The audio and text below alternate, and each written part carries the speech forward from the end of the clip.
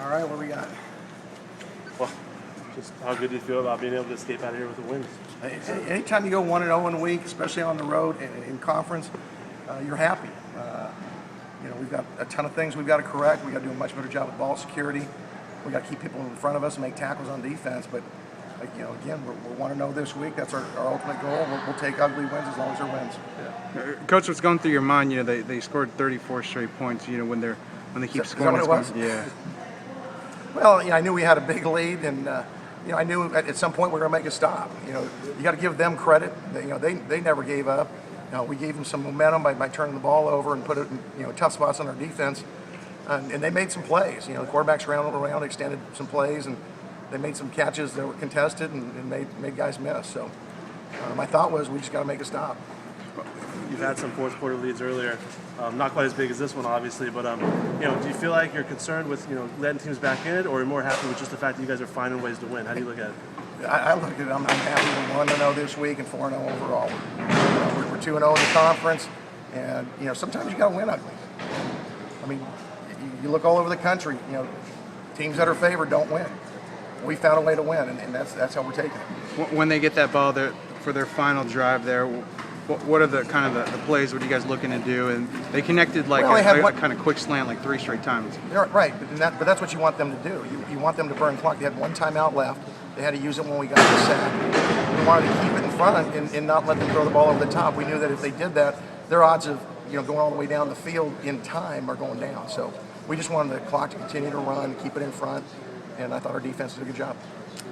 Was it difficult to keep the players kind of calm when they're mounting such a comeback like that and kind of focused? I don't know that it's difficult. You just talk to them about, hey, just play our defense. Let's make our corrections. Offensively, let's take care of the ball, and we'll be fine.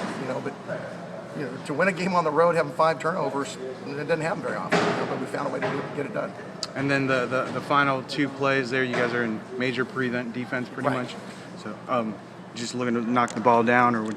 Yeah, I mean, their only shot, they couldn't kick a field goal to win, so they had to throw the ball in the end zone.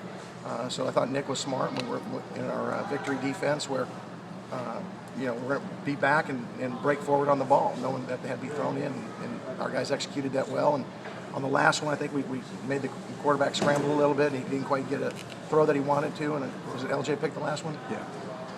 And what's going through your mind when they take those 2 shots into the end zone or near the end zone there? What's the emotions? I mean, you think about, let somebody make a play. And, we practice that situation every week. It's the odds are in your favor as a defense that they're not going to do it. And so you have your guys, prepared for it. You practice it, and you just want your guys to execute. You don't like to be in that situation at the end of the game. You'd like it to be, stopped earlier, but it is what it is, and you got to execute those plays sometimes to win. Is there something about this defense that they step up in the clutch here that you like, that you kind of can? Oh, I like that a lot. I mean, our guy, we got a bunch of gamers that know how to win, that are in great shape. They love to compete, and I think they raise their game when there's a lot of pressure on them. So I'm happy with our guys. We've got a lot of things we've got to work on. They were put in some tough spots, like I said, with the turnovers, but we're good enough to get stops. We did it earlier in the first half. We got a turnover on our end. We knocked them back. I think they had a punt. So we got to get better. We're work in progress, and we're going to hopefully get better next week. And then on the flip side, what is it about? You guys are kind of on route for blowouts, but then not able to finish it off. Those blowout, knockout blows. You got to give other teams credit. I mean, we're playing teams that are fighting. They practice too. I don't assume that we're ever going to blow anybody out. It's going to be a fight, especially on the road. And when you turn the ball over like we did, you give the team momentum, especially on the road, and it makes it tough. And you got to give them credit. Hawaii made some plays. That quarterback made some throws that were contested, and we blitzed him some, and he hit a hot route. I mean, he did a good job of it. Yeah. How much did them going with a different quarterback kind of change things? It didn't change the way we called things, but I thought the lefty came in and made some good throws for him. One last quick. Coach, can you clarify the Isaiah Burst situation?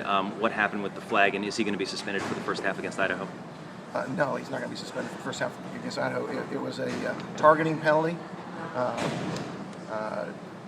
They apparently saw him peel back and block a defender